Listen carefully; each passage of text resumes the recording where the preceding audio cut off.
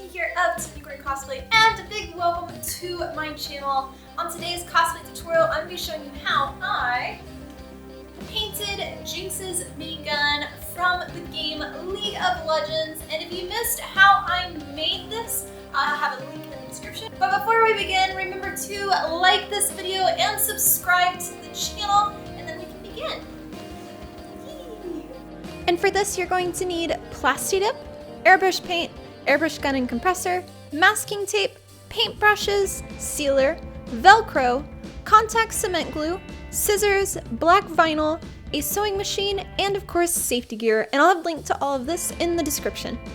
To first start off, I originally made this piece to disassemble into two sections. You can check out the making video to tell you more about this, but it has CPVC pipes that are exposed, and you're going to want to mask off these sections because you don't want any paint on this piece so it will still properly assemble.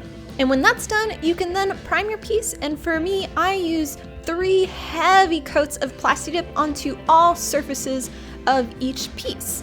And a reminder, after the 3rd coat is applied, you do want to wait 24 hours before painting it.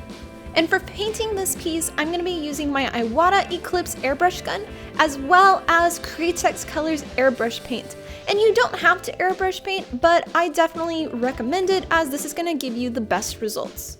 And the first color we're going to start off with is white, applying it to all of these sections that is going to be gold in the end. Doing this is going to make all of the colors on top a lot more brighter and pop more. Then I used Pearl Copper onto all of those white sections, followed by adding shading, and for this I did a mixture of gold chrome and jet black.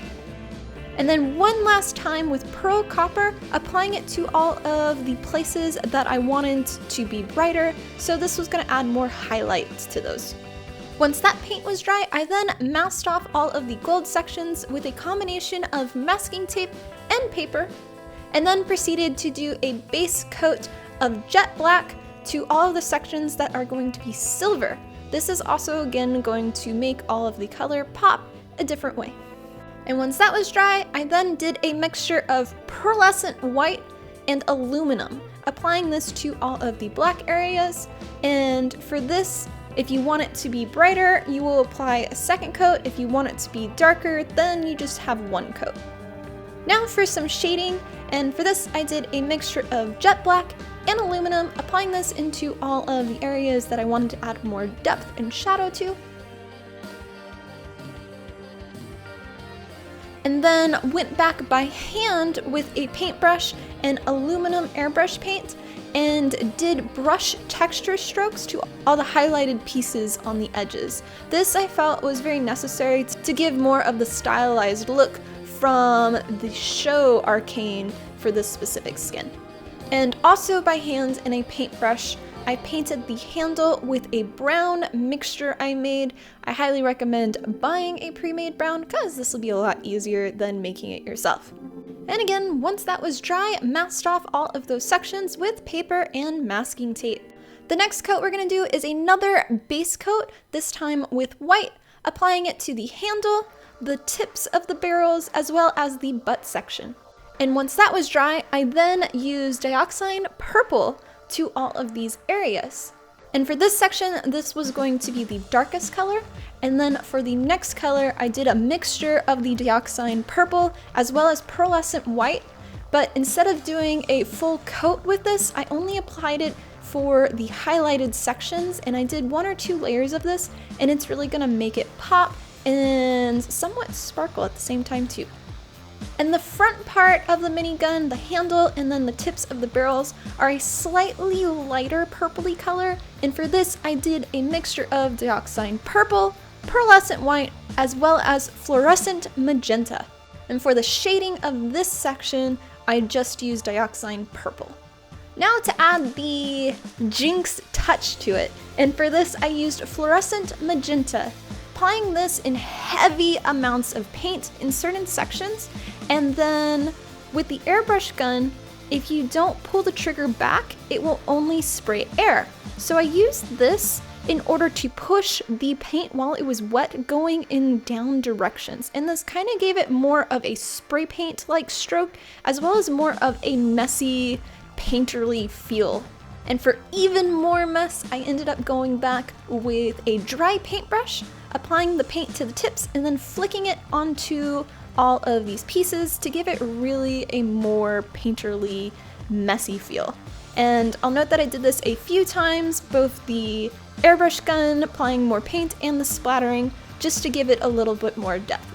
Once that's dry, you can remove all of your masking tape and paper. And then for detail painting, and for this I also did by hand with a paintbrush and the airbrush paint color Jet Black, doing this to certain edges just to make it feel more graphic. And to seal the paint, I used Cratex Colors UV-less Clear Satin, applying this by hand with a paintbrush, but of course you can also do this by airbrush gun. And here's what the paint job looks like once it is done. And if you watched my making tutorial for this, I did mention at the very end, when we talked about it disassembling, that I ended up adding some Velcro for extra support.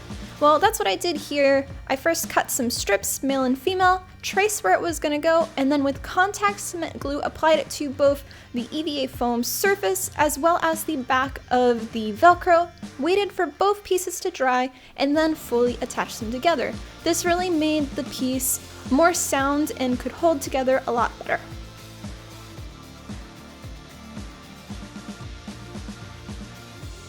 And the last part of the minigun is to make the strap.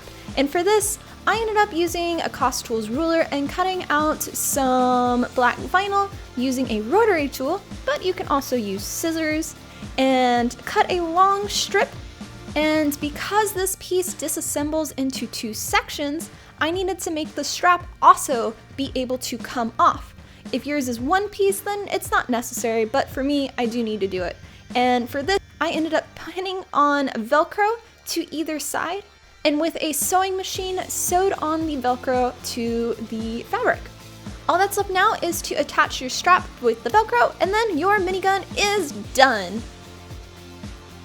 And that, guys, is how I painted Jinx's minigun from the game League of Legends. I hope you found this video helpful for your very own project, and if so, let me know in the comments.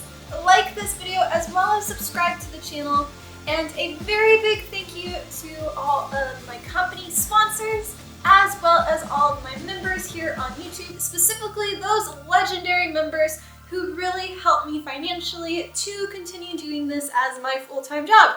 So consider joining and becoming a member, and I will see you for our next cosplay tutorial. Much love, guys!